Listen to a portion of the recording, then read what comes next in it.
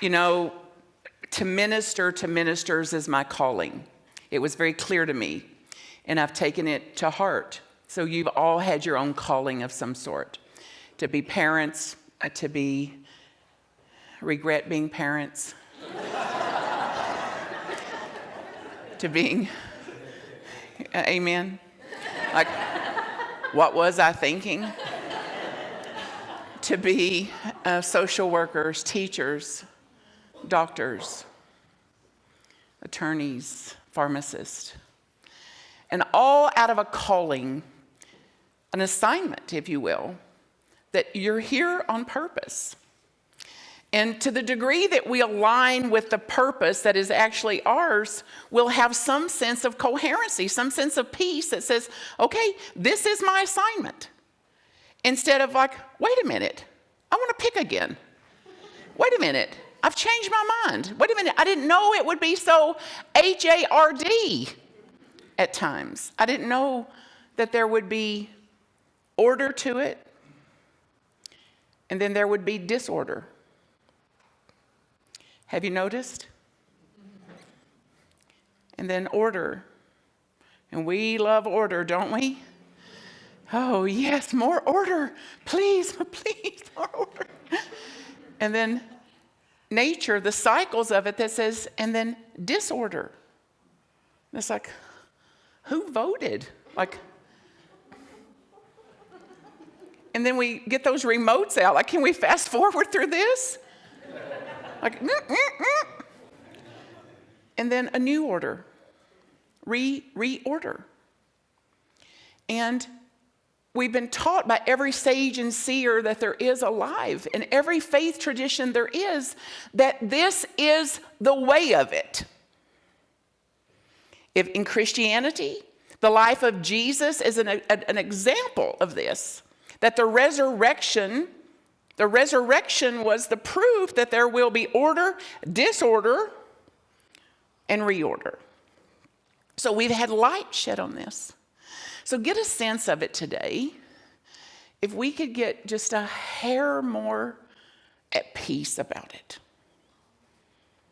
Like, it'll be okay. See if you can just say it to yourself, your sweet self, like, it'll be okay. It'll be okay. Whatever it is. And maybe turn to somebody by you and tell them, just connect with them and tell them, it'll be okay.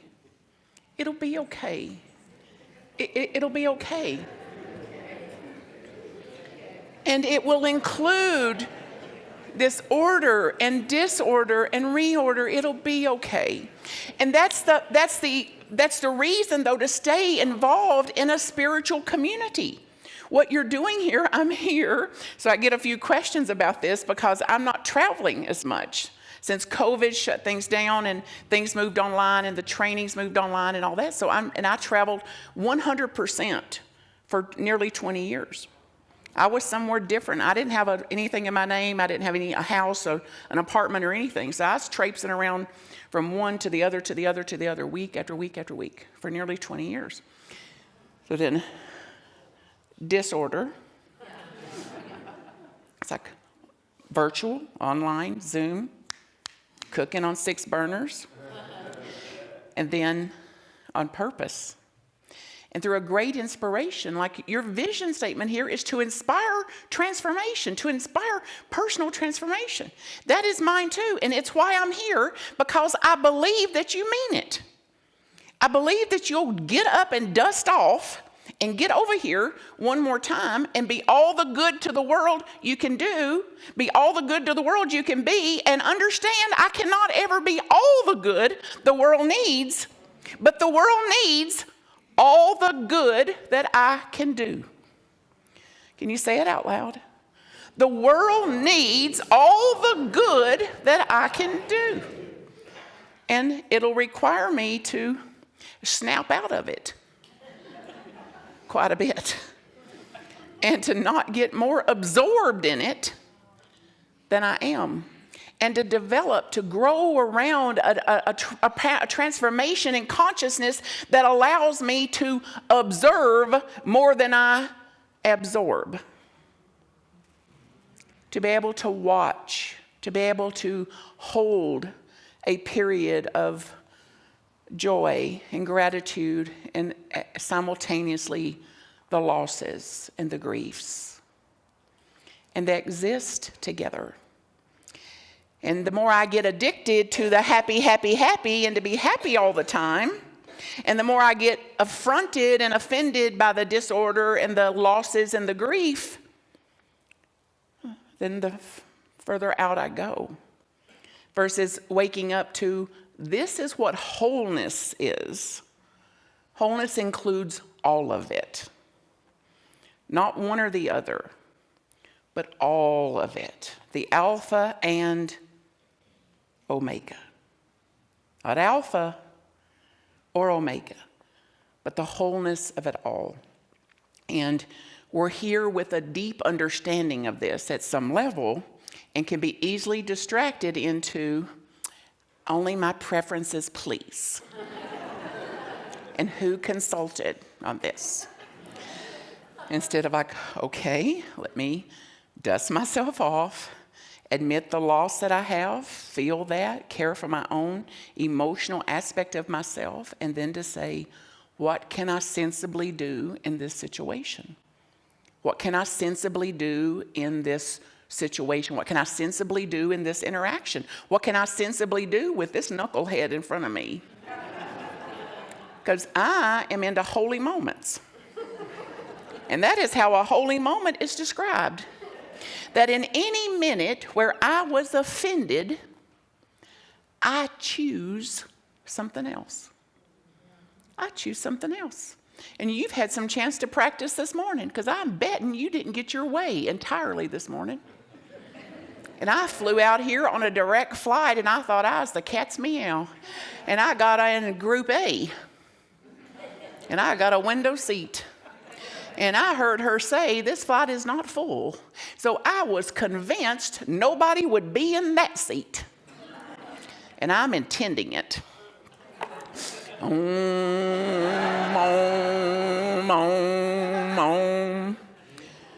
3 seconds later, can I sit there? Didn't you hear the announcement? There's seats everywhere. Go find you one. It's like, oh, I can make this a holy moment. Instead,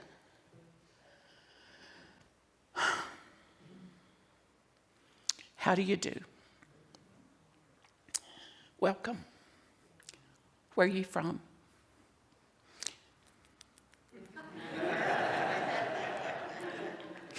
She pulled out her sleeve of Girl Scout cookies. Want a Thin Mint? There's reward, folks. It gets better. And I said, no, thank you. I just had some nuts. Thank you. That is so kind of you, though. That is so kind of you, because I don't know if I'm grown up enough to offer anybody any of my Thin Mints. I'm not conscious enough yet for that. Then she set up her laptop and her little movie thing and got her earbuds on, and she was going. And I was just loving her. And the woman over by her had tried to post some kind of picture from her grandkids' graduation, and she thought she looked especially good. And she wanted so desperately to get that on Instagram. And I was useless.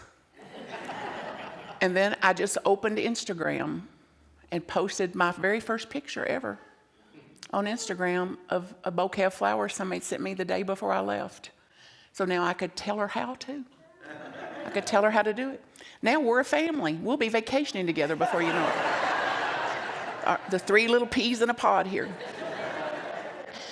And then during the flight, she was watching this movie on this pad of a thing that I'd seen before, and she noticed that I was watching it, and she turned the screen so I could see it.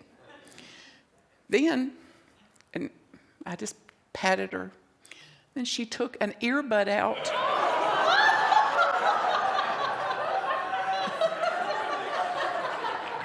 Now, I can see some of your faces. You're like, now you've crossed the line here, girl. Don't be sharing no bodily fluids on an airplane.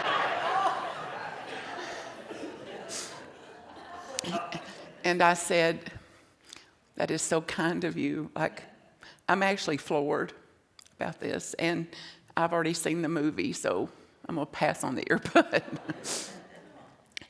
So think about this. Moment to moment to moment to moment.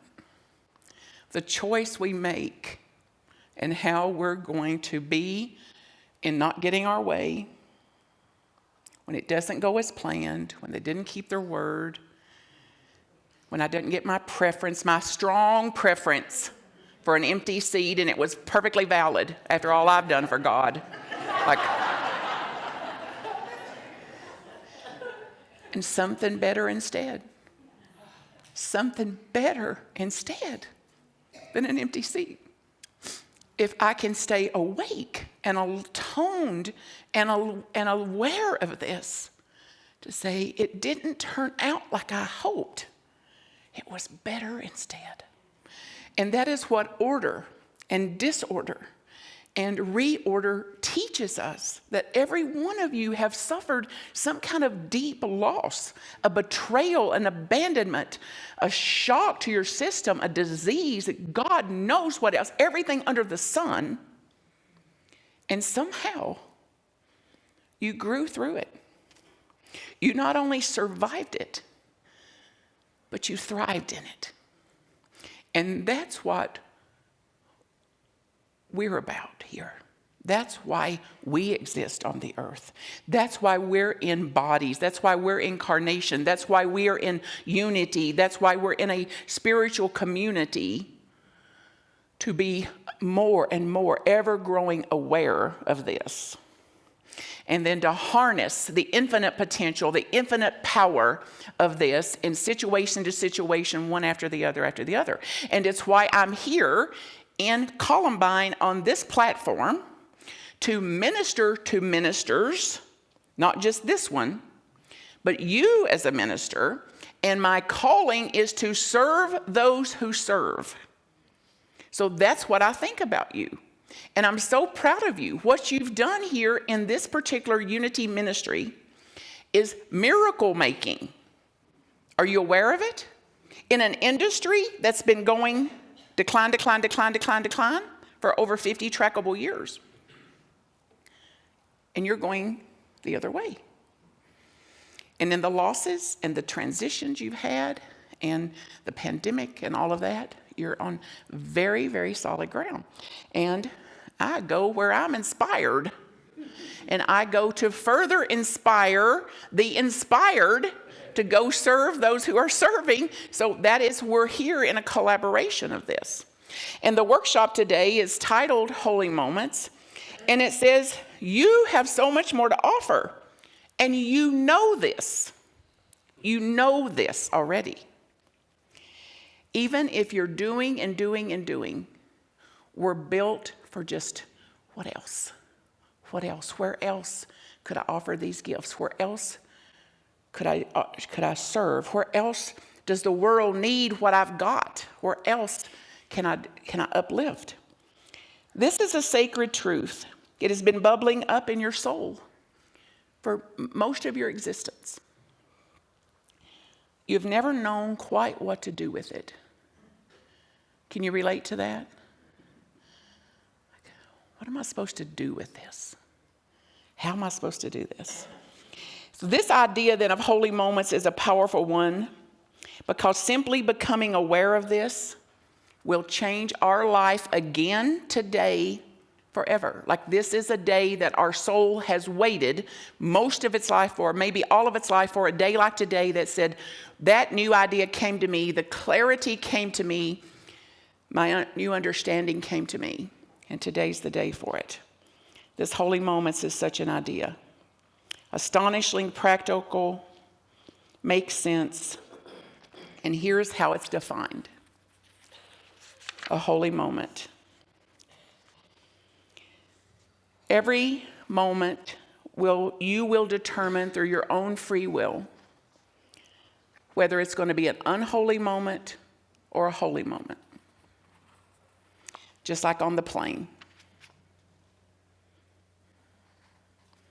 That a choice with a big allure for my preference. The allure. Lead me not into the temptation of my preference. Lead me not into the temptation of my mind. Lead me not into the temptation of my patterning. Lead me not into the temptation of my delusion. Lead me in to the heart of God. Lead me into how could this possibly be better than I imagined. So get a sense of owning this own power, this potential to choose and moment to moment, situation to situation, and what that would be like. We've established that our ability to guide our moments toward what is holy demonstrates that each and every human act contains profound meaning. Each and every act, each and every choice, each and every reaction, each and every interaction holds profound meaning. So how is our choices going to guide our moments? So stay if you can, and we'll deeply go into this for your own liberation. And for those of you who can't, these books are available right online. Holy Moments. It's described as a single moment in which you give yourself to God. Now, this is the opposite of giving myself to this. So another polarity. That I make myself available to God in this very moment. What does the world need? What gifts do I have that could benefit this particular interaction? That we set aside our personal preference.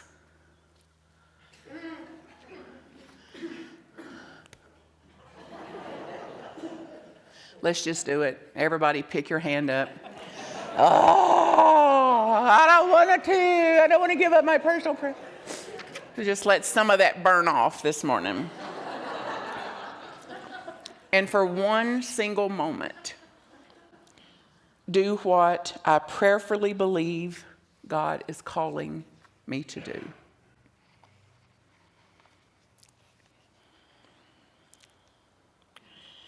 Would you repeat this with me? A holy moment is a single moment. A holy moment is a single moment in which I open myself to God. That I make myself available to God. And I set aside my personal preferences, even if I have to use a crowbar.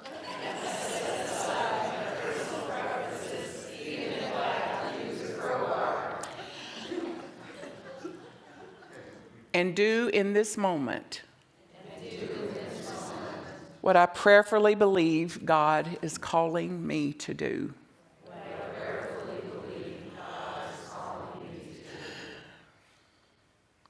Now get a sense of living from this. I want to read what your board and staff said the values that they hold personally for this ministry are yesterday. And I want you to give gratitude to your board and staff today if you can. There's a board out there, list their names to people that invited you here, people that you're grateful for, the founders of this very ministry, the people that have been vital in keeping it going. 28, 30, see, I'm behind. 30 years already, and just beginning. Just beginning. They deeply value authenticity. See, you wouldn't find her funny if you didn't value authenticity. See if you value this. Listening, caring, presence, connection, more listening, inclusivity, balance, generosity, honesty, smiles, curiosity, knowledge, being appreciated, being valued, family values, family matters, sincerity, truth-telling, vulnerability, a celebration of ideas, innovation, responsible behaviors, transparency, connection, love, peace, good-natured humor, genuine human connection, wholeheartedness, to spread love.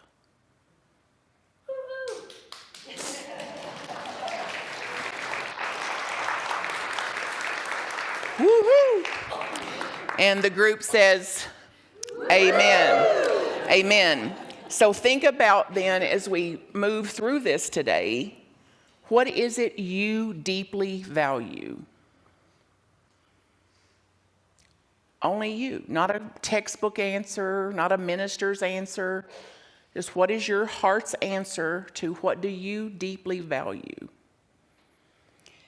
And get a sense then of that is the lighthouse. That whatever choice I make is in that direction. Whatever I determine this moment to be is going to be with that in the highest of care, what I deeply value. Julian of Norwich says this: first the fall, and then the recovery from the fall, and both are mercies from God. So there's no fall you've ever had that you didn't recover from to some degree. Even with trauma, even with deep hurts and losses, you recovered enough to get right back at it and to bring out into the world whatever the world needs that you have to give to the world. There's no exceptions for that. This is happening to people every day. It's happening to us every day. And the difference is there's a few of us with enough connection, enough atonement, enough alignment, enough consciousness, enough spiritual practice, enough grit and resilience, enough open-mindedness to say, even in this loss, what would be sane, sensible action here? How can I be with this differently? Not how can I get it to be different? How can I be with whatever it is differently? And friends, within that choice, within that awareness, lies 100% of your power. 100% of your innate, inherent, divinely appointed power as you in that holy moment, in this reordering. So these things are going to come. Dang it. And we cannot help that they'll come. It's what we do with what comes that counts. It's what we do with what comes that's going to make the difference in our own soul's evolution, if you believe in soul evolution, and the evolution of humanity in creating a new earth here, and to be party to that. So even in the pain, so will there be pain altogether? Dang it. Yes. And some understanding, some awareness of us that that is included. Like this notion that we were going to have physical bodies in human form and not have pain is 100% fantasy-based. From an innocent little 3-year-old mind that just didn't want to hurt and created some mighty powerful imaginations about how to avoid pain. And then the deep, deep grief and loss when we realize it cannot be avoided in some cases, in some situations. So, as we awaken today and come into awareness that my transformation includes order, disorder, and reorder, and that transformation is in all of them, and my soul's evolution is in all of them. So a sense of this, that whatever order we've grown more and more attached to, more and more dependent on, more and more demanding of, has got to be let go. Consciously or with a great deal of extra struggle. So get a sense of it today. And one of the concepts of the Holy Moments book is a notion of spiritual multiplication. So you're already into this because of the way you live your lives, because of the way you run your businesses, because of the way you offer people your earbuds, the way you offer people your Thin Mints, even when some part of you didn't really want to, because no telling how many she's going to eat. So even in all of that, there's a part of us, this higher self. And to the degree that that higher self stays in the lead seat with all these other little parts trying to take that seat, all these other little hurt parts, strong preferences, pattern parts, let me in the seat, let me lead, let me lead, let me lead. Like, give her the look. She'll keep going. Just say no. As long as the high self of us stays in that lead seat, we're going to live a greater and greater life as a holy moment. A life that's greater and greater in integrity. A life that we have less and less regrets about. More and more presence. More and more potential. And this is what I know for sure about you and anybody that's hearing this message, because if you heard this message, then it's absolutely true for you. I know who you are. God knows who you are.